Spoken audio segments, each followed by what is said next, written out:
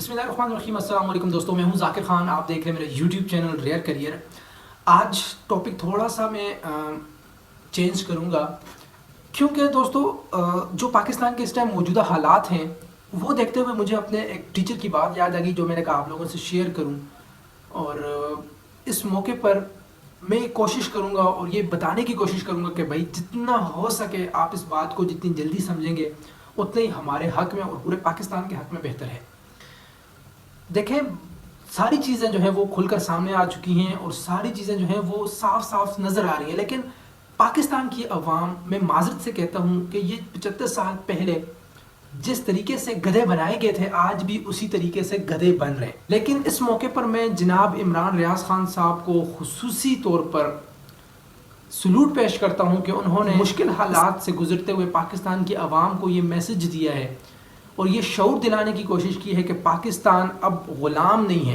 जब मैंने अपने उस्ताद से पूछा कि सर सेकेंड ईयर के बाद मुझे क्या करना चाहिए, मुझे ऐसी कौन सी फील्ड है उसमें जाना चाहिए ताकि मैं अब अच्छी खासी ज़िंदगी गुजार सकूं, तो उस मौके पर मेरे टीचर ने मुझे कहा था कि बेटा आप आर्मी में चले जाओ और एक अच्छा जनरल और कर्नल बनने की कोशिश करो और अच्छी पोस्ट में जाओ, तब जाके आप एक अच्छी ज़िंदगी गुजारोगे, तब जाके आप एक अच्छा लाइफस्टाइल जो है वो गुजार सकोगे।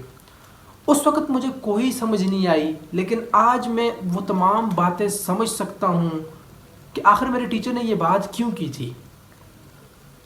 देखें दोस्तों, आप तमाम दोस्त बखूबी ये जानते हैं कि पाकिस्तान 75 साल पहले जब वजूद में आया, उस वक्त से लेकर आज तक पाकिस्तान में जितने भी काम हो रहे हैं, जितने भी मामलात चल रहे हैं, वो पाकिस्तान की अवाम तो किसी खाते में नहीं है। पाकिस्तान की अवाम तो बिल्कुल किसी खाते में नहीं है।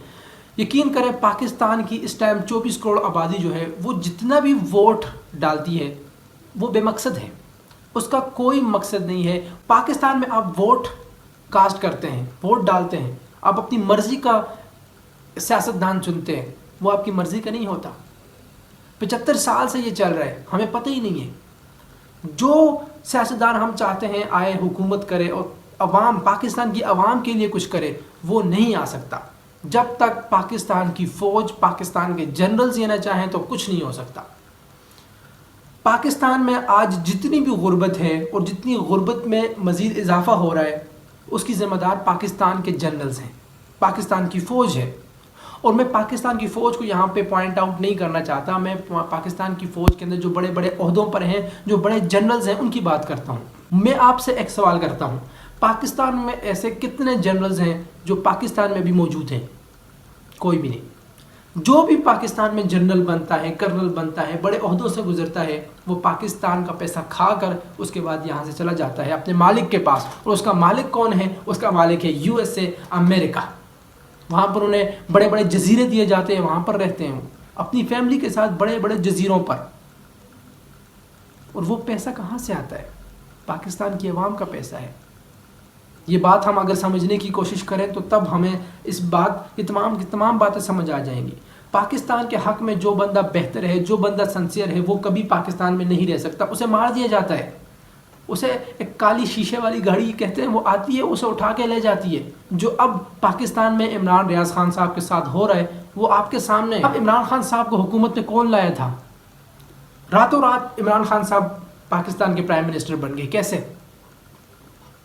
एस्टेब्लिशमेंट का काम है, उन्हें फ़ौज लेकर आई है। फ़ौज ने कहा भाई ये बंदा आएगा, ये बंदा हमारे इंटरेस्ट के मुताबिक काम करेगा, तो सब कुछ उसी तरह चल रहा है जो 75 साल पहले से अभी तक चल रहा है। लेकिन इमरान खान साहब जो है वो अलग माइंड सेट लेकर आए थे। उन्होंने कहा है भाई मैं पाकिस्तान की आवाम को ऊपर लाऊंगा, मैं पाकिस्तान के हालात को बेहतर करूंगा। लेकिन पाकिस्तानी फ़ौज ने जब देखा कि ये बंदा तो मुल्क के साथ सिंसियर है, उन्होंने रातों रात हटा दिया। इमरान खान साहब को कहा भाई साइड पे हो जा, तू हमारे काम का बंदा नहीं है। फिर उन्होंने वापस शहबाज शरीफ को लाया। अब शहबाज शरीफ जो हैं वो हर वक्त जो है वो इस तरह खड़े रहते हैं ना, वो यही वजह है। अब शहबाज शरीफ साहब भी जाएंगे तो कोई ऐसा बंदा आएगा जो हर वक्त इस तरह खड़ा रहेगा। सो यही हो रहा है एक्चुअली, पिछले 75 साल से हमारे मुल्क के पाकिस्तान में यही हो रहा है। और अगर इसी तरह सब कुछ चलता रहा तो मैं ये दावे से कह सकता हूँ अगले 100 साल तक पाकिस्तान कभी तरक्की नहीं करेगा, کیوں؟ کیونکہ پاکستان ایک غلام ملک ہے،